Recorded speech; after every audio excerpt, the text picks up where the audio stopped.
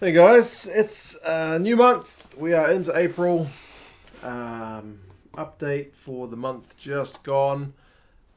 Bit of a weird month in terms of, I started this month previewing Six Nations games, and essentially the whole world has shut down since then. There ain't no sports on apart from the Belarusian Football League and esports. So, yeah, it's a bit of a weird month, but still, looking on the bright side of things, there's still been things to do in terms of rugby stuff, which is a bit of fun, a bit different.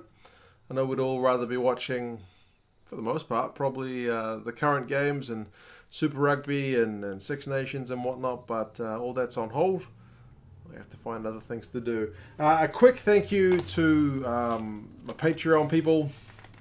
The people who support me on Patreon make this job that I do here, if I can call it a job, at least a hobby, I guess. They make my my life a bit easier in terms of, just funding some of the stuff that I do, which is really much appreciated. In March, Kyriakos and Mark both signed up as well, so thank you guys for that. It's a tough time to try and sell you guys on signing up to Patreon. I mean, there is more content there, but I know, thanks to these people, as I said, very much appreciated. But it's a tough time for a lot of people right now in terms of work.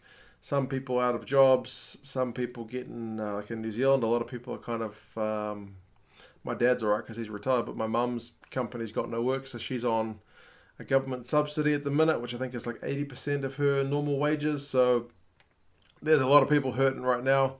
I've still been working from home, so that's all right. Although we had a big meeting, Zoom meeting, of course, online, where the director of HR for the university I work for was kind of saying job cuts maybe are coming. So I guess that's just the landscape that we are living in. We will watch that one with interest. But as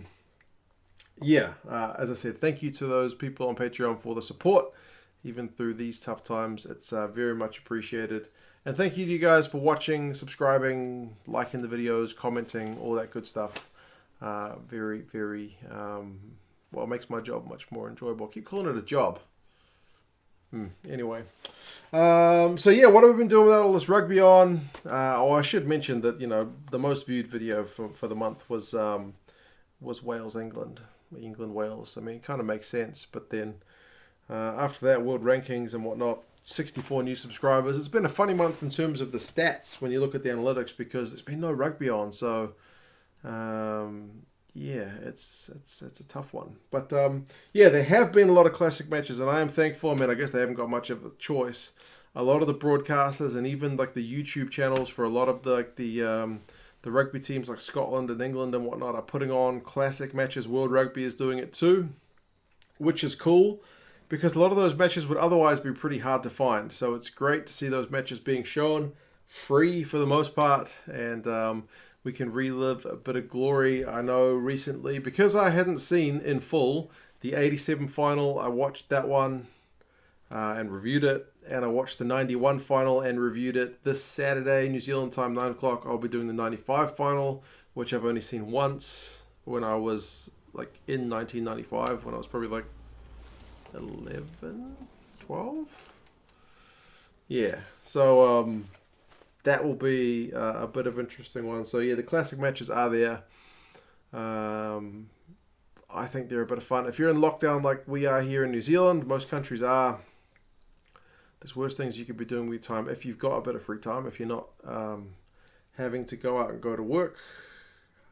Props to the people who are, because that's a tough job right now.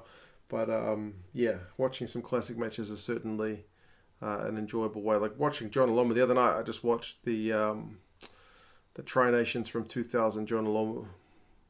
Pretty cool stuff. So classic matches have certainly been a bit of fun.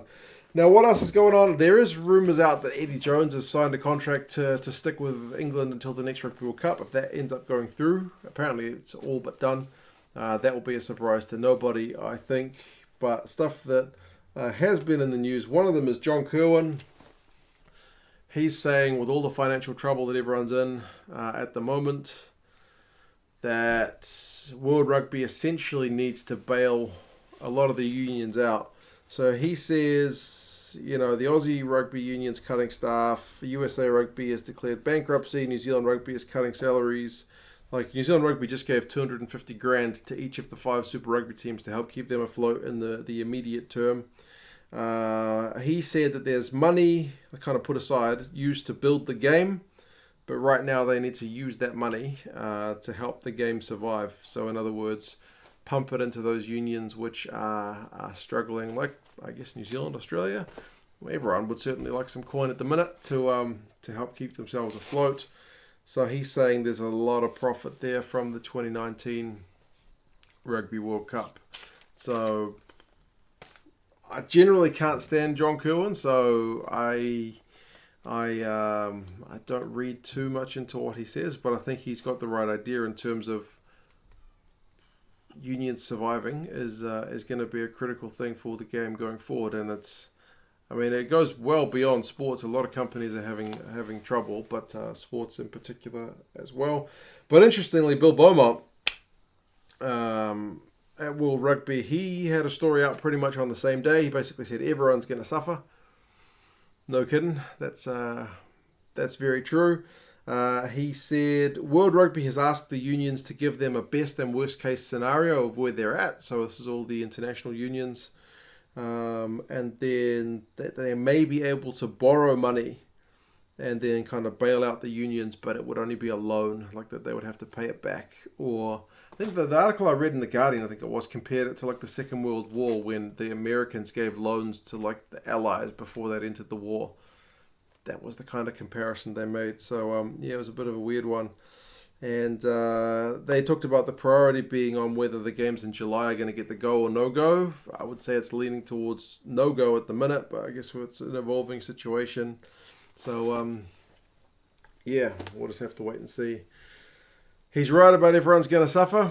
We just have to get through this as best we can. Hopefully the people in charge of the game make sensible decisions.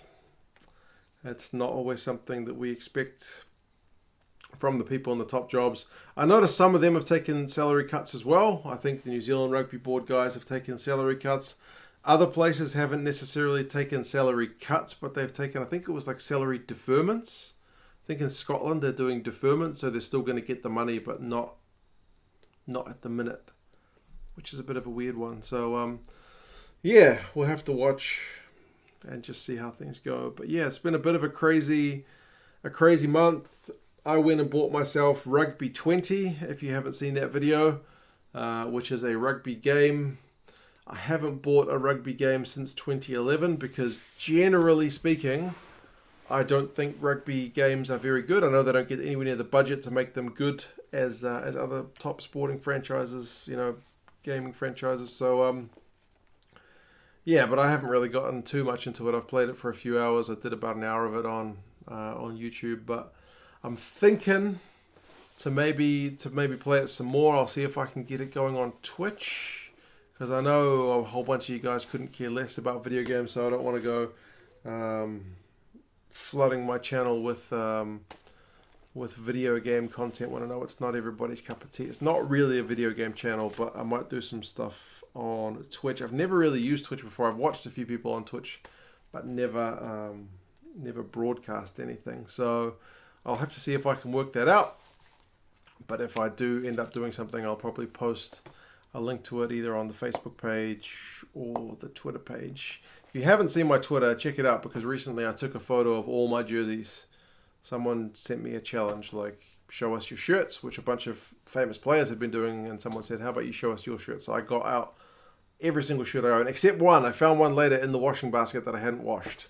So I think it was 80-something, all along the fence and even along the ground, because, bit of fun, man. I've been meaning to get all the jerseys out at some point, so check that out. But I hope you guys are all well, keeping safe as best you can. Look after yourselves, wash your hands, take care of your family, do the right things in terms of what all the experts are saying we should be doing, and hopefully we all get through this at some point and everything returns to a bit of normalcy. But for the meantime, it's video games, it's classic matches, it's the news, and we'll see how things go. You guys take care. Once again, thank you to the people on Patreon. As I said, I couldn't blame you if you dropped off from that the minute with the way the economy and whatnot's going, but it is a bit of a blessing for me to have that support from you guys. So cheers, guys, and I'll talk to you again soon. See you later.